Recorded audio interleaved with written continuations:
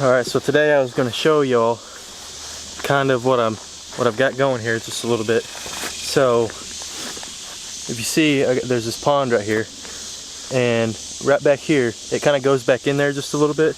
It doesn't quite look like it right now because some of the trees are hanging out, but I'll be able to trim it up and make it just a little bit bigger through there. But I'll tell y'all more about that in a second. So if you look, you see this whole field out here, all that way. Well, back over this way, more over here, and let's see if we can show you. Back more like that way, right over there, is an area where, so, see if I get this camera right, the deer will go all along that side over there during the rut. And I've also seen them come on the other side of this pond going that way. I've seen that before in the rut too. I actually watched a really big deer do it. It was after I already tagged out that year. So I know they work through this way just a little bit, and I've seen them in that field right there a couple times, especially during the rut mainly. But if I get a food source going back here, then I'll have 3 key spots to hunt on this section of land here. And it's not a very big piece of land. I don't remember how many acres exactly, but it's not a very big spot at all. But the deer come from neighboring property most of the time. Sometimes them does will bed down over here, but now I'm down here, so see if I can get better lighting. So if you look, this kind of opens up right here a little bit. Well, all of that right there is like a tree that fell over. So if I cut this down, or trim it up, and then trim some of that up, and then back through here, it'd honestly probably be just big enough how it is, right back through this tree that's falling down. But back here, right back here, and then like I was saying, trim that up, probably just up the side of the tree, and then put a stand either a little bit further back in here, or I don't know, maybe on, let's see here, maybe on this side right here, because most of the time the wind kind of blows back that way around that time of year. So it'll be kind of blowing my scent back in the woods that way a little bit. So if the deer are coming straight through this way like this, they won't get my scent unless they go all the way down to the very end of it and kind of come like up in the woods.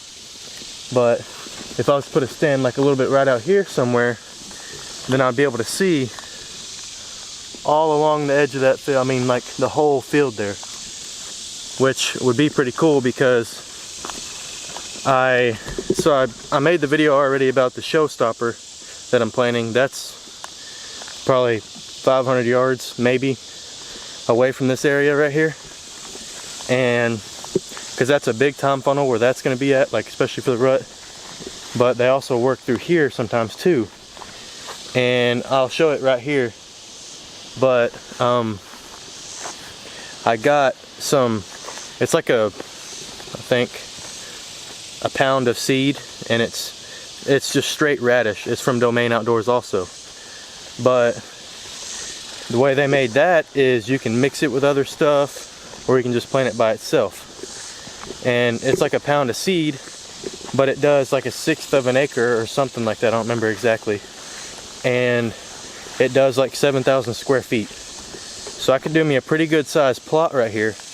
And then keeping it watered, it's literally just right on the other side of a pond dam. So I wouldn't be having to try to fill up my water tank or nothing like that.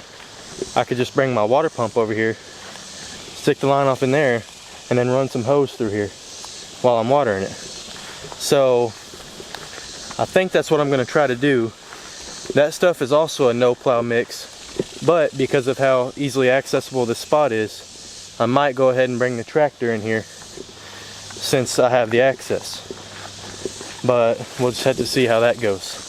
So anyways, thank y'all for watching. Stay tuned to follow along, because this back here, this spot I'm talking about, I'm probably gonna try to plant it either a couple weeks from September or at the beginning of September. And then after that, I'll be planting the showstopper. But if I get a camera or something set up over here, then I'll have to, you know, obviously start watching it, but then I'll have to come in and get it all trimmed up and ready to go, and then get it to where it's starting to be plowed up and everything, so I can have it ready when the planting time comes. Well, I thought I would go ahead and just add this into this video, but I had my hand saw with me and it didn't take me long at all, so I'll use that. It didn't open it up too much, but I got to thinking I don't want to, you know, completely open this up because it kind of keeps it a little bit hidden back in here. But I even threw, just because why not, you know, see if I get a couple pictures or not. If I do, it's not going to be very much this time of year for this area, but I threw just a little bit of corn, kind of scattered it out, just to see if there was a few does coming through here right now or not. But I went ahead and trimmed that up so it opens this up bigger here. And then I also trimmed right there up that tree where I've got the camera, and I trimmed up that tree because right here, see, we got it right here, that tree is where I actually used to have a stand, like I think a year or two ago, when I seen across that field, when I seen how them deer were moving. So I'll probably put a stand back in that tree, and then when I do that, I'm gonna have to trim just a little bit up there so, you know, I have room to shoot or whatever. And then the way that it's set is so that tree there looking this way, these limbs will be in the way, so I have to bring a ladder or something, you know, to trim a couple more of those going up that tree so I'll have a shot down this way if something gets over here. But anyways, just thought I would add that in because I went ahead and did it. So now all I got to do is plow this up and plant it when the time comes. But thank y'all for watching. If you would, please like, subscribe, and comment. See y'all.